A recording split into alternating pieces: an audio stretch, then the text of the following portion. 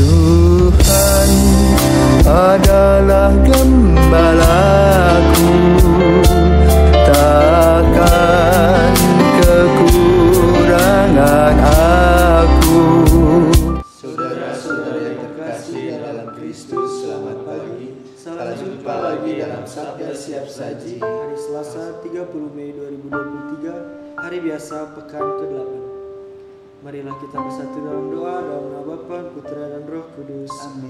Allah Bapa Maha Pengasih, Putramu telah mengorbankan dirinya untuk keselamatan kami. Semoga kami selalu menaati perintah-perintahnya dengan rela berkorban bagi sesama dengan tulus dan jujur. Dengan pengantaran Tuhan kami Yesus Kristus, Putramu yang hidup dan berkuasa bersama Dikau dalam persekutuan Roh Kudus Allah sepanjang segala masa. Amin. Tuhan bersamamu Dan bersama rohmu. Inilah Injil Yesus Kristus menurut Markus. Dimuliakanlah Tuhan. Setelah Yesus berkata betapa sukatnya orang kaya masuk kerajaan Allah, berkatalah Petrus kepada Yesus, "Kami ini telah meninggalkan segala sesuatu dan mengikuti Engkau." Maka Yesus menjawab, "Sesungguhnya aku berkata kepadamu, barang siapa meninggalkan rumah, saudara-saudari, ibu atau bapa, anak-anak atau ladangnya pada masa ini juga, ia akan menerima kembali 100 kali lipat rumah, saudara laki-laki, saudara perempuan, ibu, anak-anak dan ladang, sekalipun disertai berbagai penganiayaan. Dan di masa datang ia akan menerima hidup yang kekal. Tetapi banyak orang yang terdahulu akan menjadi yang terakhir, dan yang terakhir akan menjadi yang terdahulu." Demikianlah sabda Tuhan. Terpujilah Kristus. Bagaimana pendapatmu tentang teks perikopa ini? Menurut saya teks Injil pada hari ini sangat mengesankan bagi saya. Mengapa? Karena dari sini saya bisa tahu apa sih yang dituntut Yesus untuk kita semua ketika kita ingin mengikutinya. Dan dari sini para rasul menanyakan mengapa kita harus meninggalkan semuanya. Itu kan istilahnya baru Yesus bilang orang yang mengikuti aku tuh dia tuh harus meninggalkan segala sesuatu yang dimaksudkan dengan hal-hal duniawi yang selalu terjadi pada diri kita. Jadi menurut saya ini sangat mengesankan bagi kita semua, apalagi kita semua sebagai umat Katolik yang harus setia dalam mengikuti jalan Tuhan. Begitu. Kalau menurut saya dari bacaan Injil pada hari ini, bacaan Injil hari ini tentunya sangat menantang. Mengapa demikian? Karena bagaimana seorang manusia harus bisa meninggalkan segala sesuatu. Bisa jadi hal itu yang sangat ia sukai, yang sangat ia sayangi. Contohnya keluarga, orang tua, ladang dan sebagainya. Tentu ini merupakan suatu tantangan yang belum tentu bisa dilakukan oleh semua orang. Terima kasih. Nandi. Bacaan pada hari ini sangat mengesankan bagi saya karena di bacaan hari ini tuh menegaskan tentang pengorbanan. Bagaimana pengorbanan seseorang supaya dapat mengikuti Kristus. Kita tahu sebelumnya Yesus sendiri telah mati di kayu salib demi menebus dosa kita. Tentunya ada pengorbanan yang dia berikan berupa kematian yang disalib. Namun di sini kita pun harus memberikan pengorbanan seperti meninggalkan hal-hal duniawi yang tadi teman-teman sudah bilang, meninggalkan keluarga, rumah, dan hal-hal yang lain kita cintai. Hal ini merupakan bentuk dari suatu pengorbanan supaya kita bisa mengikuti Kristus. Nantinya, pengorbanan ini akan sepadan pada saat kita bersama Allah dalam kehidupan kekal. Dan untuk mencapai sebuah pengorbanan itu bukanlah suatu hal yang mudah, karena pastinya ada banyak hal yang harus kita lalui dan godaan-godaan yang akan kita hadapi. Amin. Nah, sekarang pertanyaan kedua. Lena, kamu itu masuk di seminar ini kelas berapa? SMP. Waktu itu nangis. Nangis. Nah, kenapa nangis? Pertama harus hidup sendiri. Dulu kan saya bergantung pada orang tua. Yang kedua saya harus jauh dari orang tua juga. kecil, dari kecil, dari bayi, TK, SD itu selalu semua itu sama orang tua. Jadi istilahnya selalu bergantung pada orang tua. Jadi waktu pertama kali masuk seminari itu rasanya kayak jadi kesepian tanpa orang tua. Jadi itulah yang mengundang diri saya untuk menangis. Siapa yang suruh kamu kesini?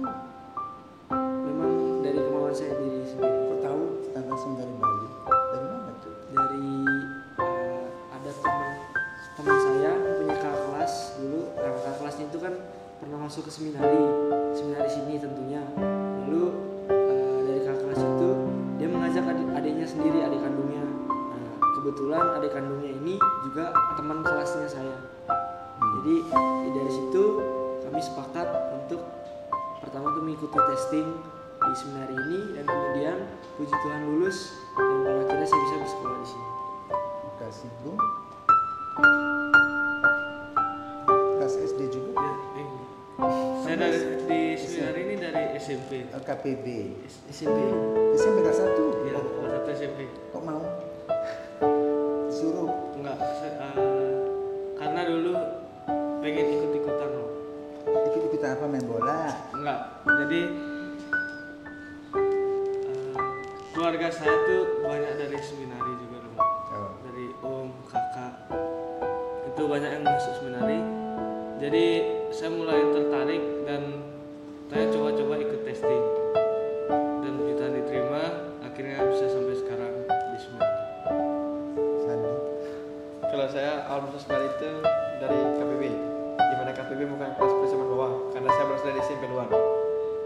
Yang menyuruh saya masuk seminari sendiri tidak ada sih, sebenarnya memang dan niat dari hati saya sendiri. Karena dari SMP saya udah memang masuk seminari, cuman pas itu telah daftar. Jadi orang tua bilang kamu gak usah masuk, makanya saya masuk ke SMP. Jadi saya masuk SMA. Lalu pada saat SMA ini saya mulai merasakan bagaimana tantangan hidup di seminari. Jadi saya kira tuh dulu tuh di seminari tuh enak-enak aja, kita nggak pernah ngalamin susah. Padahal sampai sini baru saya tahu susah dan senang itu kita hadapi sama-sama.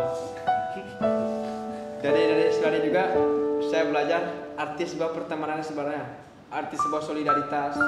Saya belajar tentang pengetahuan yang baik, dan salah satu menjadi motivasi saya masuk seminari itu bisa olahraga, dan bisa olahraga banyak hal. Contohnya main basket, futsal, itu motivasi saya masuk seminari. Baik. Nah, jadi kalau kita mau mengikuti Yesus ternyata harus total ya. Totalitas. Ya tak? Totalitas itu penting. Ya. Kenapa? Tuhan Yesus itu ganti berlipat-lipat. Ya. Yang kita cari itu bukan materi, tetapi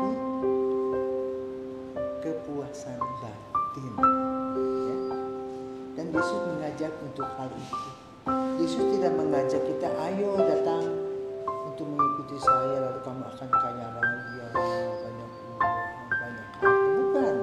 Tapi bagaimana kamu belajar mengikuti aku dengan belajar beribadah dan beribadah total, meninggalkan semua yang mengikat kita di bumi ini.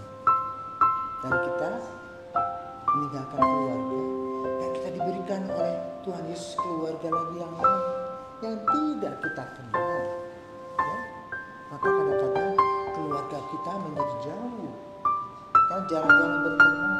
Kita tidak melayani keluarga lagi, tetapi ada keluarga-keluarga yang dekat dengan kita, umat, ya, anak-anak seperti Luka di seminari ini menjadi orang-orang yang dekat. Itulah pahalanya. Maka mari saudara terkasih, kalau mau mengikuti Yesus total, jangan separuh-separuh. Jangan juga mencari untung seperti Yudas Iskariot, tetapi jadilah seperti Petrus dan lain-lainnya yang menjadi martir sampai akhir setia. Dan itulah juga menjadi seorang Katolik, kesetiaan. Ya. Jadi kedisiplinan doa, karya, dan tanggung jawab atasnya. Semoga kita senantiasa diberkati oleh Tuhan dengan mengikuti Yesus secara total. Selamat pagi, sampai jumpa lagi dalam konten berikutnya. Mari kita berdoa.